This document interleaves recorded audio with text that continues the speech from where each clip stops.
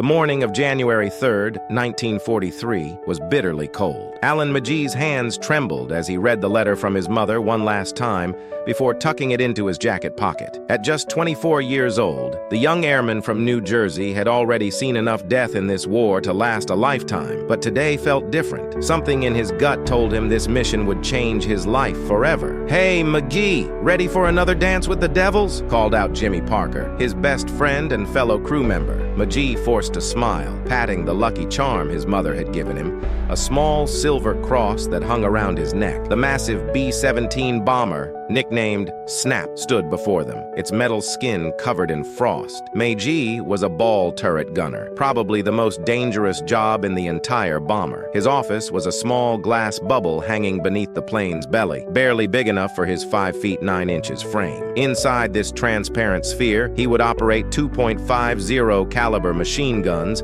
defending the bomber from enemy fighters attacking from below. As the crew gathered for their briefing, Captain James Morris laid out their mission. They were part of a massive formation of 72 bombers heading to Saint-Nazaire, France, to destroy a German U-boat base. "This won't be an easy run, boys," Morris warned. "Intel says the Germans have doubled their anti-aircraft guns, and their fighter planes are waiting for us." At exactly 6 a.m., the bombers took off into the dark sky. Magee squeezed into his ball turret, saying his usual prayer. The glass bubble gave him a perfect view of the world below, but it also made him feel terribly exposed. 3 hours into the flight, as they crossed into France, all hell broke loose. The sky erupted with black puffs of anti-aircraft fire.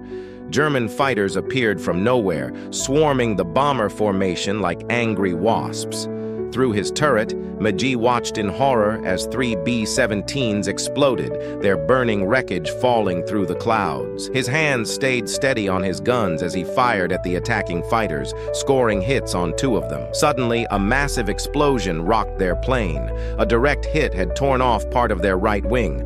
Almost immediately, enemy cannon fire ripped through the fuselage. Magee felt hot pain tear through his chest as shrapnel cut into him. Blood began soaking through his flight suit. Captain Morris's voice crackled over the intercom. Magee tried to rotate his turret to the escape position, but nothing worked. The hydraulics were dead. As he struggled with the manual crank, another explosion tore through the aircraft. The right wing completely broke away. The B-17 began spinning violently. The force pinned Magee in his seat as the bomber plummeted from 20,000 feet. He managed to force the turret door open. The sudden rush of air sucked him out into the freezing sky. His parachute, his only hope for survival, had been shredded by enemy fire. As Magee fell through the clouds, a strange calm came over him. The pain from his wounds faded.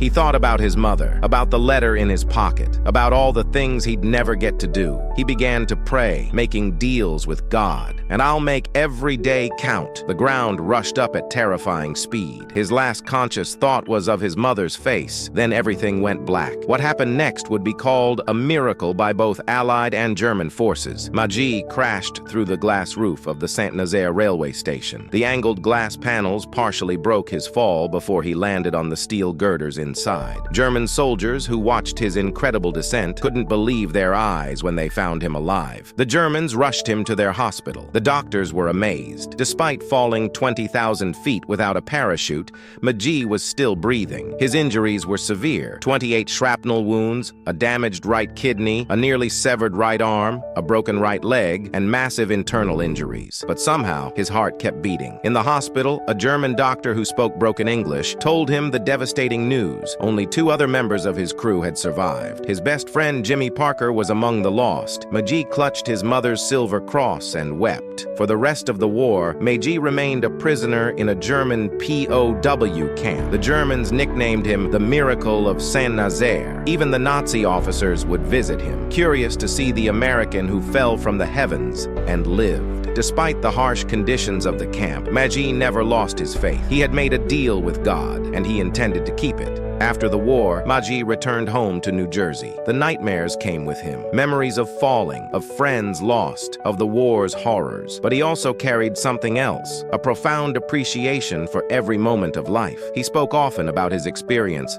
not to brag, but to remind people of the thin line between life and death and the unexpected miracles that sometimes cross that line. Years later, when asked about those terrifying moments of freefall, Magee would simply touch his mother's silver cross, still hanging around his neck, and say, "Sometimes God catches you when you fall."